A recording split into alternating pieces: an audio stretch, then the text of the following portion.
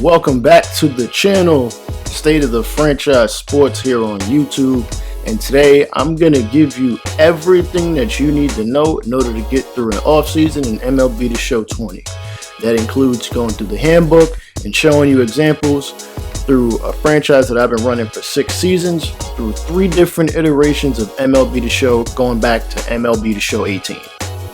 Moving on, we hit free agency. I'm going to take a look at guys I could sign, but to be honest, I think I've got enough decent players where I don't need to spend the money on free agents because a lot of times, those contracts, especially the big time contracts, end up not being worth it if you don't time it right. In other words, like as you saw with the Cecil Whitmore contract, I signed him at about 25, 26, gave him a 5-year deal worth good money, and I feel any contract after his age, like 31, 32 season, I'm going to end up signing to something short term for a lot of money. I'll front load it and we'll go from there. I don't like signing guys to 10-year deals, especially if you're not like under the age of 25. I've seen it gone wrong. Heck, the computer in this game screws it up. Maybe not screws it up, but what they'll do, like I've seen, one of the teams, they had Chris Bryant and they signed him to like a 10-year deal worth like $200, $300 million. And that very next season, the team is looking to trade him. Like, why? Why would you sign him to this deal if you didn't want him? Or if you're looking to just salary dump him out of nowhere, which, again, budget is broken. As you can see, a good number of these guys are 30 or almost 30. Maybe not almost 30. No, a lot of these guys are over 30. 31, 32, 33. Kershaw's 37. You're not going to give him a long-term deal. Actually, let's see what he would even be looking for. Oh. 2 years, $23 million, which is a lot. Wait, why would he accept this but not the 1-year deal? I don't understand. Whatever. Then again, maybe he's looking for security, so I can understand that. Yeah, a lot of these guys, they're good. They've probably peaked at this point, so it's all downhill from here. As you can see, we got some 31, 32, 33-year-olds. Progression usually starts around 34, 35. For some guys, it's a steep fall off and they're just tumbling down to the end of their career. Other guys, it's a slow trek. They may retire before their contract even runs out, which is a good thing if you don't feel like paying them into 40. Albert Pujols. I'm sorry. I love you, Albert Pujols, but the Angels shouldn't have paid you that much for that long. Not my money. I don't care. Relievers in about the middle 30s, I don't mind signing them to short-term deals. Again, I'm the type of player that likes to build up from the minors, so if I got a guy that's sitting down there for a while, yeah, I'll call him up. But when it comes to free agency, I like to think of free agency as like, you plug in the holes to prevent the flooding of your boat, so you want to stay afloat. In baseball, it's different where you've drafted so many players and it's really unlikely that 80, 85, 90% of them will even reach the majors. So free agency is one way for teams to fill in those holes as need be.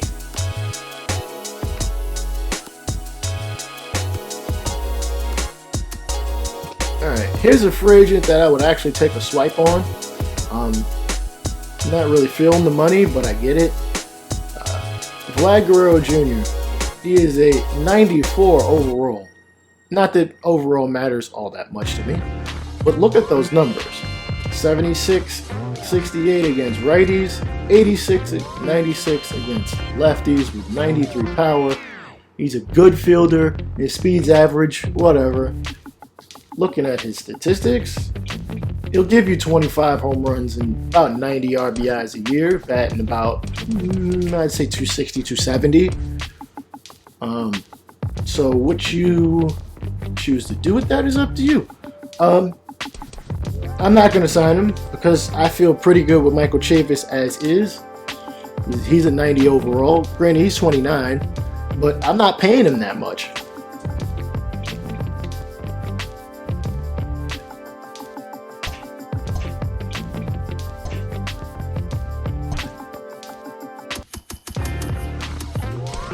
I'm paying him $3.4 million a year. I'd rather take that. And he just came off a batting title. But again, Vlad Guerrero, his age is 26. I'd give him a 7 or 8 year deal. He only wants 5. I'd snatch that up in a heartbeat.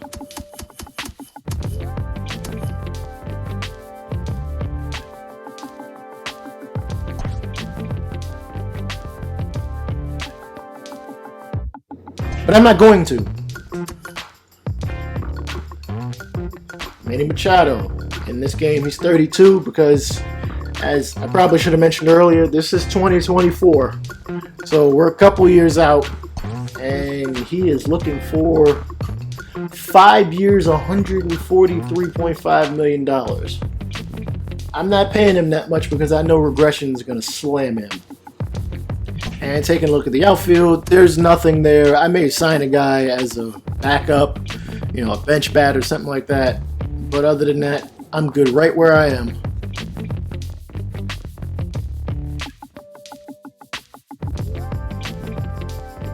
We're at the trade block. Well, this isn't the trade block, but we're going to look at trades.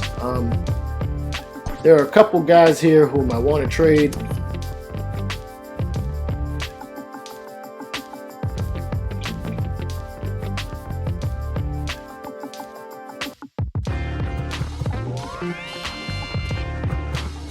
Granger, and that's about it. Lloyd Granger and Dennis Santana, whom I'd like to trade and get back maybe some prospects. Nothing in the majors because I feel like I'm pretty good where I am. So let's see what the trade suggestion is going to pull up. Again, I'm looking for prospects. All right. One thing I'd like to mention. For the love of everything MLB The Show, if you're going to put trade suggestions on there, we've got to be able to compare the players without having to back out every time. Like, this is really annoying. I'm not the kind of person that just trades guys for overall purposes. Like, I have a guy here that's an 80 that I know is a starter on most teams' rosters. So I'd like to be able to see what specifically I'm getting back.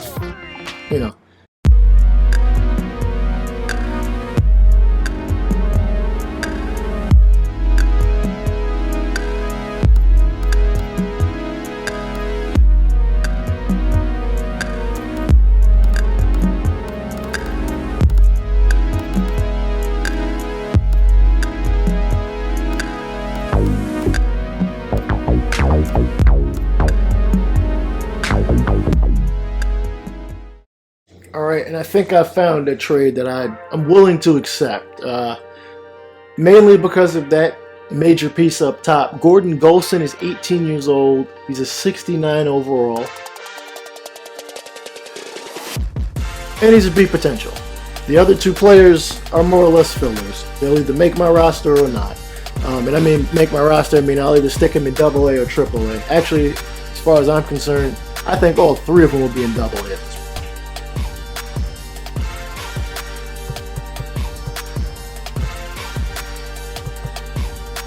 Jumping back to salary arbitration before we advance a couple days, I'm going to offer Dennis Santana arbitration. Honestly, I'm going to lowball him.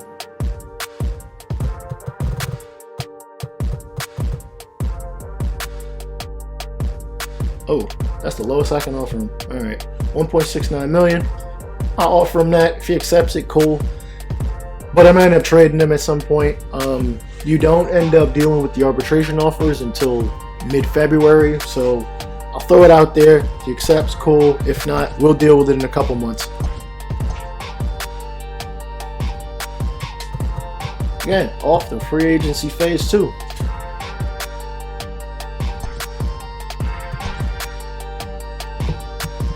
Alright, as you can see, Mike Soroka signed a 5-year deal worth $58.6 million. I had no interest in him. Sean Newcomb signed for 7 years at age 31. Almost $20 million a year. They're going to come to regret that, especially seeing as they just traded me one of their starters who was 18. Oh well. Sixto Sanchez, 6 years, $104 million. He's a 95. Ooh. I hope I don't have to face him anytime soon. Chance Cisco, 4 years, $12 million, 84 overall. That's probably a decent deal for them. I can't criticize that one too much. Steven Gonzalez, 4 years, 41.2 mil. He's at least decent. That's probably a little under what he probably should make, given his overall. I don't really know what his numbers are. George Sanchez, I don't know who the hell he is. 6 years, $105 million. He's a 90 overall, so he's got to be good. I don't know who accepted the qualifying offer, but they're not under contract for next season. Damn it, I think it's Clayton Kershaw. Bobby Bradley, he signed a 5-year, $51.6 million deal. That should be decent. Heck, he had 30 home runs and 100 RBIs last season, batting .309. Good move for them. Good move for them. Albert Almora Jr., he'll be getting that contract through 35. Okay, a lot of guys signing.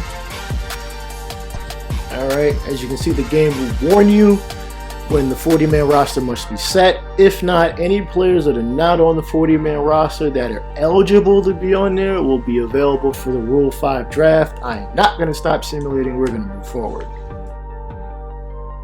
Taking a look at the front list of free agents, as you can see, I think some guys have definitely been signed at this point. Let's take a look at the transactions. And let's get out of here. Yep, we've seen some guys, they've signed some contracts.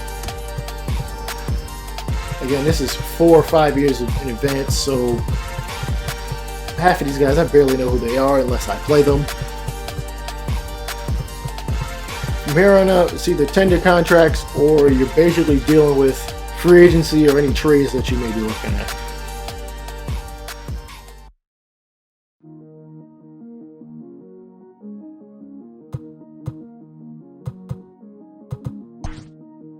And always be sure to look back at your calendar and where the stars are, look at their significance, what the date is that you may need to accomplish a task by that point.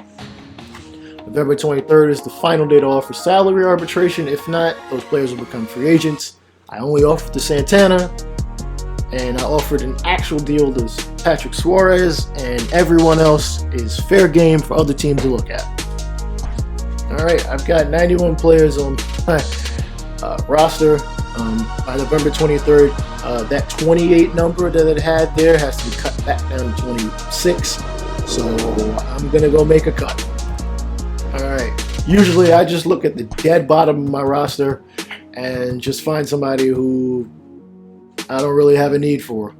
I usually go by position just to make sure, you know, my numbers are up to snuff. I've got 3 catchers in AA. Can't really see anywhere. I mean, there are guys that I probably could let go, like Bill Pringle. He's a 52. He's 19 years old. So I could let him go. He's not a very good hitter, but I do play some of my minor league games, so I'll keep him. He's young.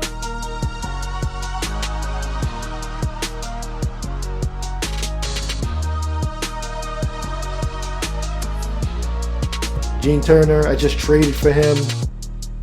24 to 58. I don't know if he'll ever reach his potential as a B. He's a good fielder, though. Keep him for the time being. Oh, man. There's a log jam here in center field. Though, I'm pretty sure a lot of these guys can play other outfield positions. Yeah, we're going to make a random cut. I don't know who. Screw it. We'll cut a catcher. I'll be alright. Alright, we're going to jump ahead to November 23rd and go from there.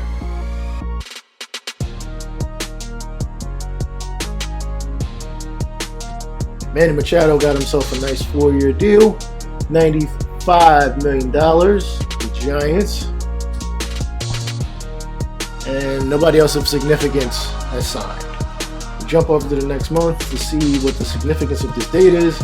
And all tendered contracts must be given by December 2nd, or they will become free agents. This includes players who are salary arbitration eligible and who are up for regular contract renewal. And we'll just jump ahead to that date.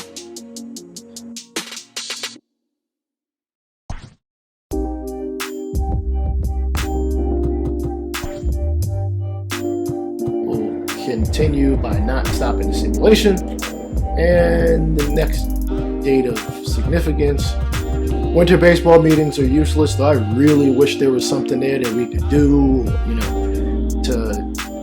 something to make it significant other than just a mark on the calendar.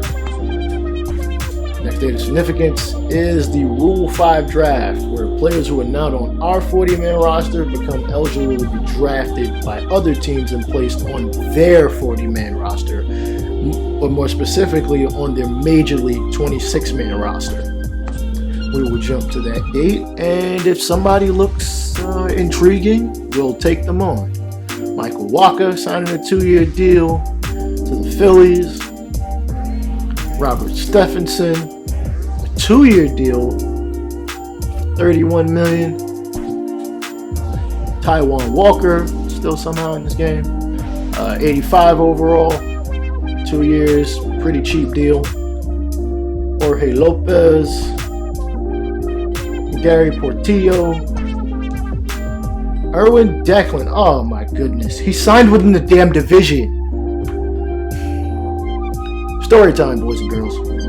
Alright, in my championship season 2021, I traded my then starting second baseman, Luis Urias, yes, that Luis Urias, to the Brewers for Trevor Story, whom got drafted by the Brewers when in 2018 I did a fantasy draft. So yeah, now I've got 2 of my players, or former players, will now be on the Brewers in my division and causing problems for me. Luis Urias, maybe his first or second year with the Brewers, I could get him out without a problem. Now, he is a 90 overall. He is a 90 overall last I checked.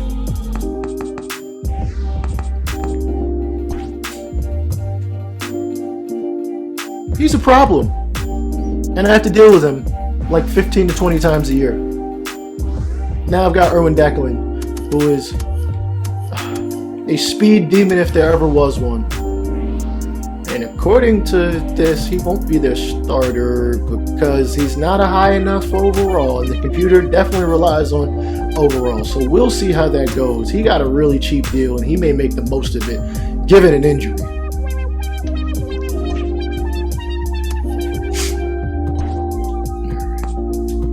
Rule 5 draft time. We'll go to it. I don't think there's anybody that I really will sign. I don't think there's anybody that I'll really draft. But let's just take a look.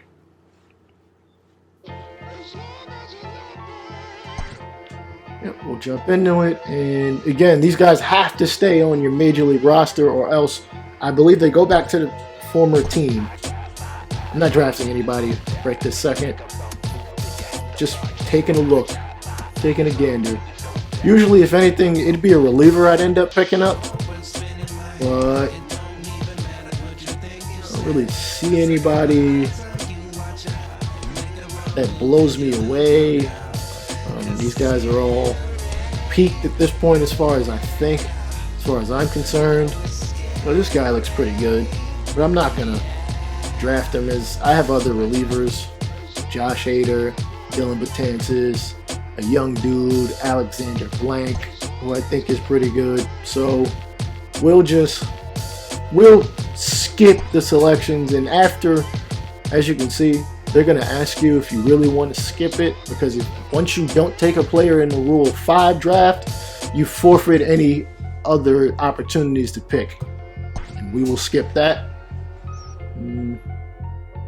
Not too many players getting picked at this point, completely understandable. Out. All right. We will see what January looks like. There are no dates of importance, though you can still sign free agents. You can still... No, you can't give our salary arbitration. You can still offer contracts to your players. I don't have any arbitration dates set as far as I can see. Arbitration negotiations. Again, I've offered Dennis what I think he may be worth to me. I may be a scumbag for only offering probably 80% of what he made last season, but it's business, bruh. It's business. Like, he's solid, but I got other guys waiting in the wings.